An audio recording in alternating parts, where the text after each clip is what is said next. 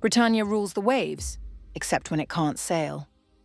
A drone hits Cyprus. HMS Dragon is rushed from dry dock. Missiles missing. Delays mounting. NATO command slips to Germany.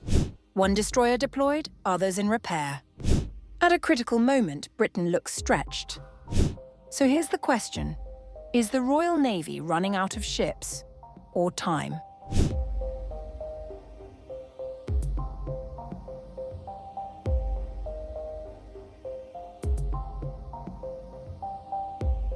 Britain's naval strength has come under renewed scrutiny amid claims that the Royal Navy is struggling to meet operational demands at a critical moment. Questions are now being raised about the country's ability to lead key NATO missions, following a series of developments that have exposed gaps in frontline readiness. The controversy centres on the deployment of HMS Dragon, which had originally been scheduled to lead a NATO mission in the North Atlantic. However, after an Iranian drone strike hit RAF Akrotiri in Cyprus on March 1st, the Type 45 destroyer was redirected to the eastern Mediterranean.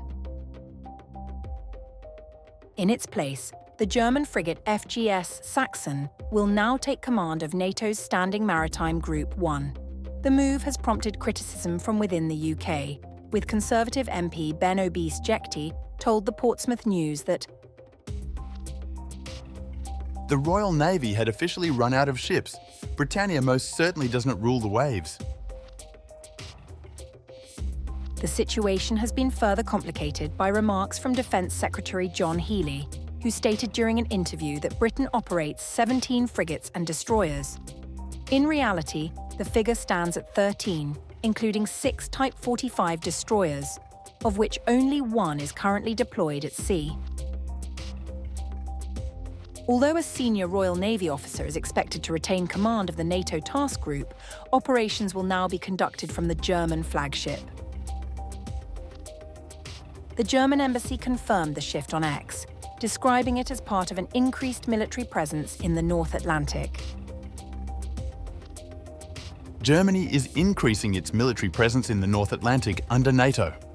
As the UK deploys HMS Dragon to the eastern Mediterranean, German frigate Saxon will take over from HMS Dragon as NATO Maritime Task Group flagship, an expression of the close partnership. The Ministry of Defence has defended the arrangement, insisting that the UK's commitment to NATO remains unchanged. A spokesperson said it is not unusual for such groups to be commanded from an Allied warship while still being led by British personnel. Nonetheless, the inability to provide an alternative vessel has intensified concerns about the Royal Navy's stretched resources. HMS Dragon itself required urgent preparation before deployment, having been in dry dock and undergoing maintenance when the drone strike occurred. The vessel reportedly lacked missiles and was surrounded by scaffolding at the time it was ordered into action. Families gathered in Portsmouth as the warship eventually set sail on March 10th. However, it took a week for the vessel to reach operational readiness, followed by several days to exit British waters and transit through Gibraltar and the Mediterranean before arriving in Cyprus. The delay has drawn criticism, particularly after the Ministry of Defence had previously indicated that the ship was operational, a status suggesting it could be deployed within 72 hours. In reality, HMS Dragon sailed a week after being ordered to do so, and 10 days after the initial strike on RAF Akrotiri. At the time, reports indicated that 5 of the Royal Navy's 6 Type 45 destroyers were undergoing repairs while the Cypriot base came under attack. The sluggish response has fueled debate over Britain's preparedness to respond swiftly to emerging threats.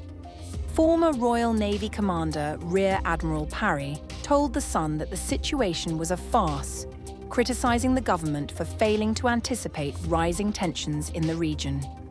He also questioned the strategic planning behind the UK's current defence posture. Despite these concerns, HMS Dragon, one of the most advanced warships in the Royal Navy, is now entering the Middle East theatre. Yet the episode has cast a spotlight on the broader challenges facing Britain's naval capabilities.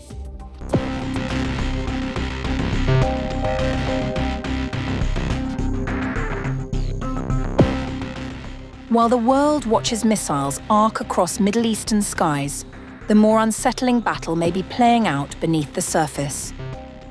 As the US-Iran war enters its second week, attention has turned to a weapon that sits quietly in the water, largely invisible and almost impossible to counter: the Ajdar, Iran's indigenous unmanned underwater vehicle.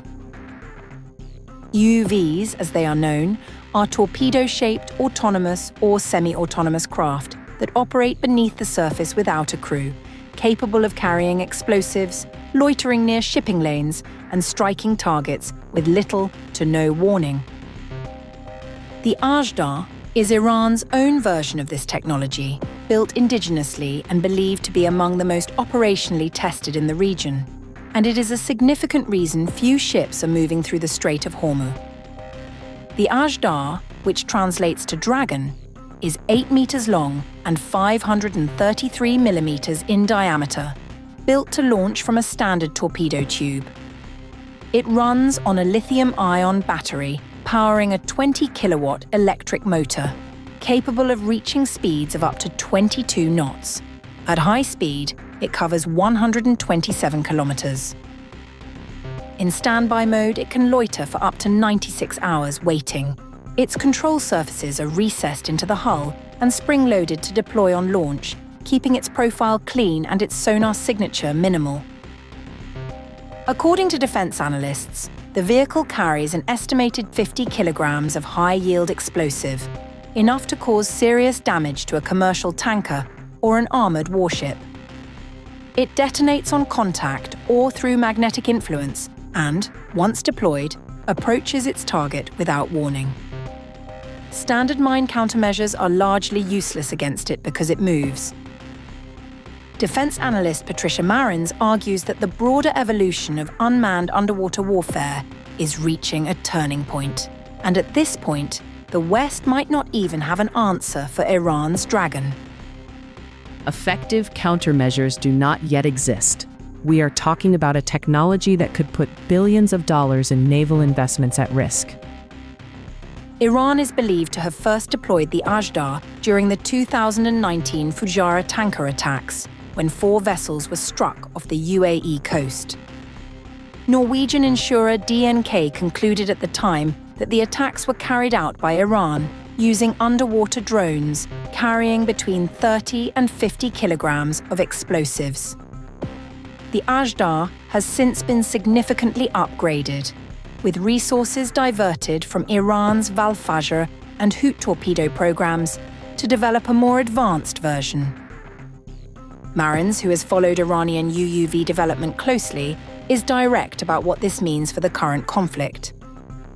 It's not Iran's ships that keep the Strait of Hormuz closed. It's a highly modern asymmetric arsenal of UUVs, USVs, UAVs, anti-ship missiles, and fast boats armed with missiles. The Ajdar can be deployed from surface vessels, midget submarines such as the Ghardair class, or larger platforms operating on the seabed in shallow coastal waters where sonar detection becomes unreliable. Unlike a torpedo launch, which exposes the firing submarine to near-immediate counter-detection, an Ajdar deployment is extremely difficult to identify in real time.